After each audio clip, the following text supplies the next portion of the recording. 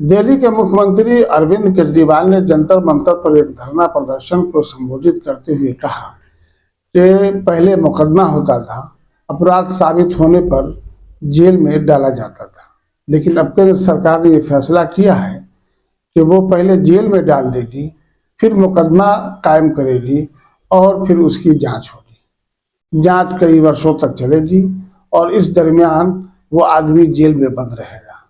कल अपराध साबित न होने पर वो निर्दोष साबित होगा और उसे जेल से रिहा भी कर दिया जाएगा, लेकिन जेल में बिताए गए उन वर्षों का हिसाब कौन देगा? सरकार जिस प्रकार से अपनी सरकार चला रही है, उसे देखते हुए सुप्रीम कोर्ट ने कई बार लताड़ लगाई है, लेकिन भाजपा सरकार पर इसका कुछ भी असर नहीं हो रहा है। आगे देखिए कि अरविंद केजरीवाल ने और क्या क्या कहा। इस देश को ये दिन भी देखना था। ये जंतर मंतर वो जगह है जहां पे इस देश की प्रजा सरकारों के एक्सप्लॉयटेशन से तंग आके यहां पे धरने प्रदर्शन करने आती है। लेकिन आज यहां पे केरला के मुख्यमंत्री को अपना सारा कामकाज छोड़ के केरला से दिल्ली यहां पे धरना करने के लिए आना पड़ा केंद्र सरकार की ज्यादतियों के खिलाफ। मैं समझ रहा हूं ये भी इस देश को ये दिन भी देखना था। आज लगभग आधे राज्यों के अंदर विपक्ष की सरकारें हैं और आधे राज्यों के अंदर उन लोगों की सरकारें हैं।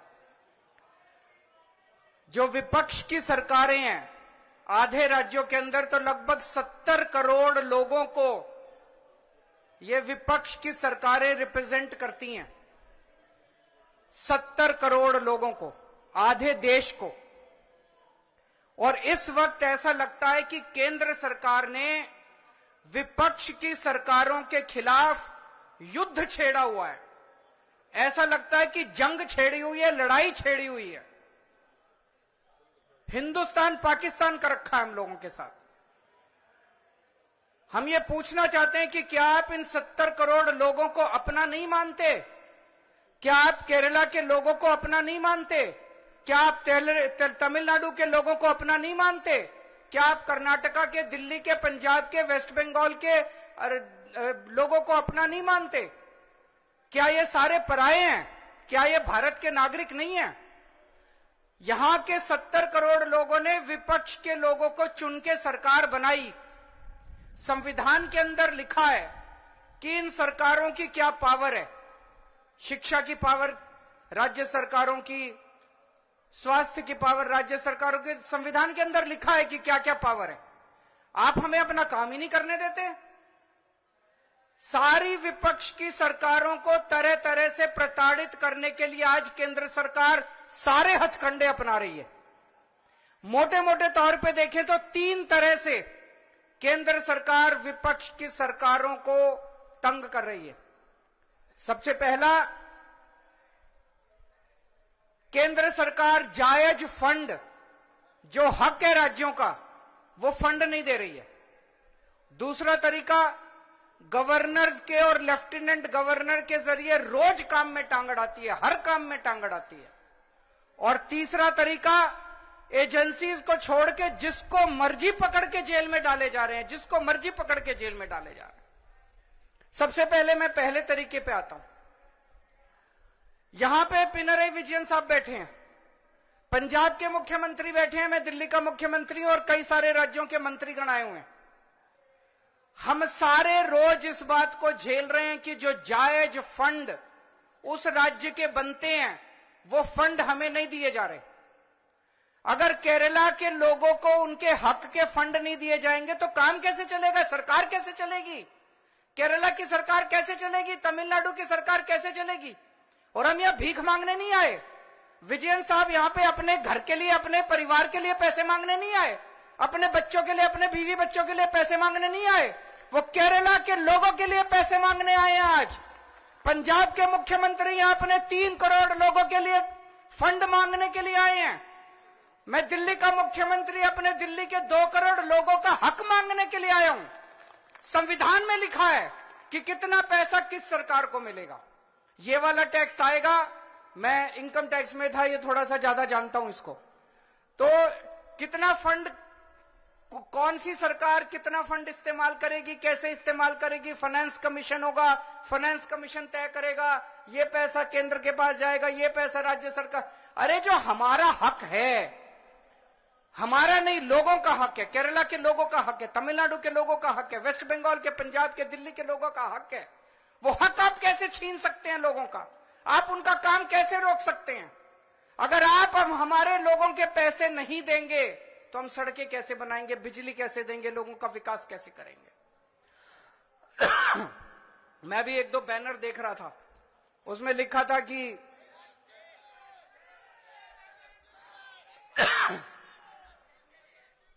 केरला के 8400 करोड़ रुपए रोके हुए हैं। और मान साहब से मैं थोड़े दिन पहले बात कर रहा था, पंजाब के भी 8000 करोड़ से ज्यादा फंड रोके हुए हैं।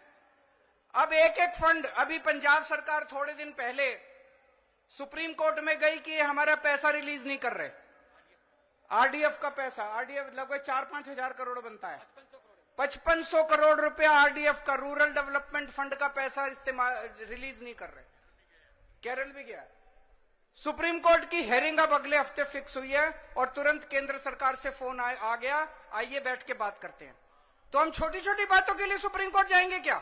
ये क्या बदतमीजी है? आप अपना काम क्यों नहीं करते? हम हर चीज के लिए सुप्रीम कोर्ट के पास और भी तो बहुत काम है। सुप्रीम कोर्ट भरा हुआ है केसेस से, जनता के केसेस से। हम अपने फंड लेने के लिए भी, हमें फंड लेने के लिए जंतर मंतर पे आके बैठना पड़ेगा। आप लोगों को जान के ताज्जुब होगा, दिल्ली के लोग मिलके साल में 2 लाख करोड़ रुपए का इनकम टैक्स देते हैं, 2 लाख करोड़।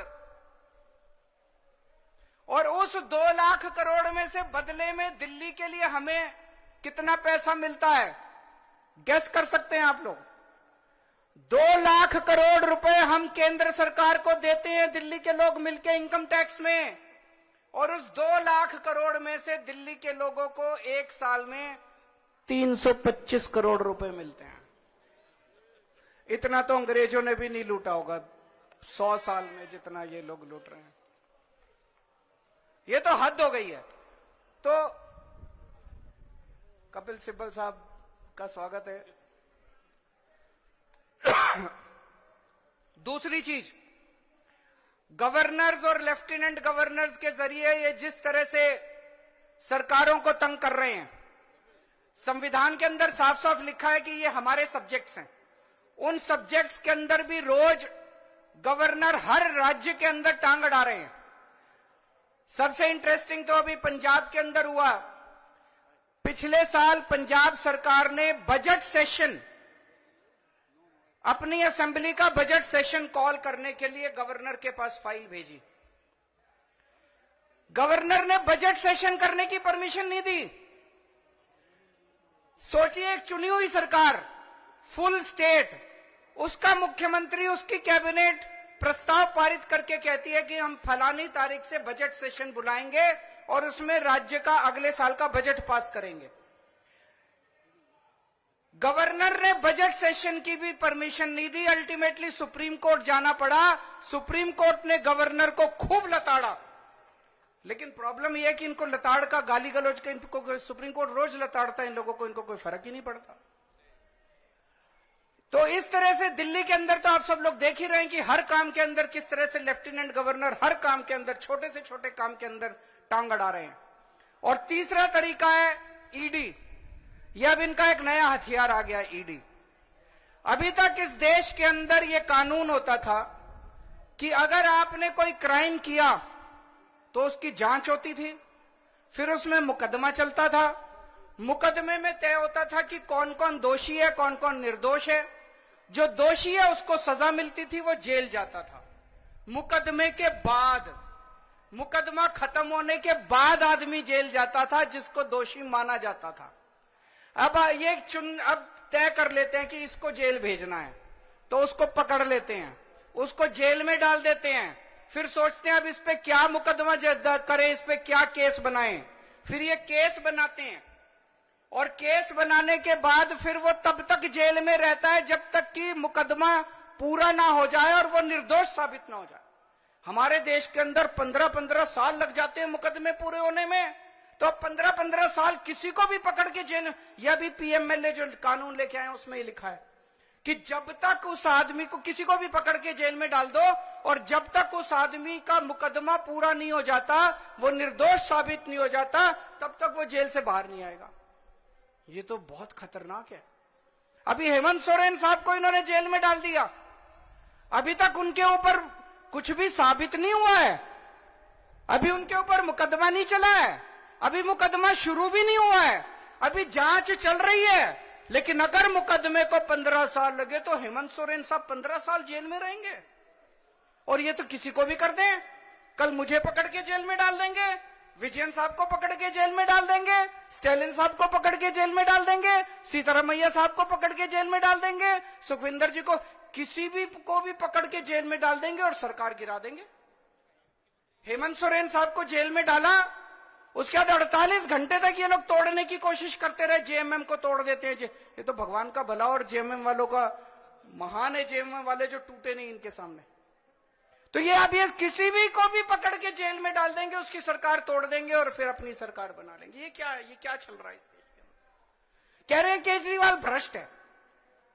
मैं पूछना चाहता हूं, मैंने दिल्ली में बिजली सस्ती, बिजली फ्री कर दी दिल्ली के अंदर, मध्य प्रदेश में, गुजरात में, उत्तर प्रदेश में सबसे महंगी बिजली मिल रही है देश में।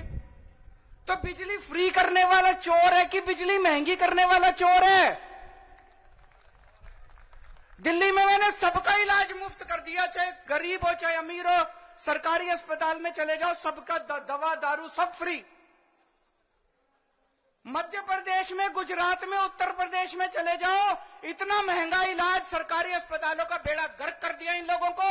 मैं पूछ रहा हूं, लोगों का इलाज फ्री करने वाला चोर है कि लोगों का इलाज महंगा करने वाला चोर है? किसी को भी पकड़ के चोर चोर चोर चोर चिल्लाना चालू कर देते हैं लोग। तो दोस्तों, देश का बहुत बुरा हाल है। मैं विजयन साहब को बहुत बहुत बधाई देना चाहता हूं, उन्होंने आज ये अलख जगाई है, सबको इकट्ठा किया है। ये देश केवल हमारा नहीं है, ये देश 140 करोड़ लोगों का है। और आज मैं बीजेपी वालों को कहना भी चाहता हूं, समय का चक्र घूमता है, समय बड़ा बलवान है, अहंकार मत करो। भगवान ना करे कल समय का चक्र जब घूमेगा और तुम इधर होगे और हम उधर होंगे, कहीं ऐसा ना हो कि यही कानून तुमको खाने के लिए दौड़े उसके बाद।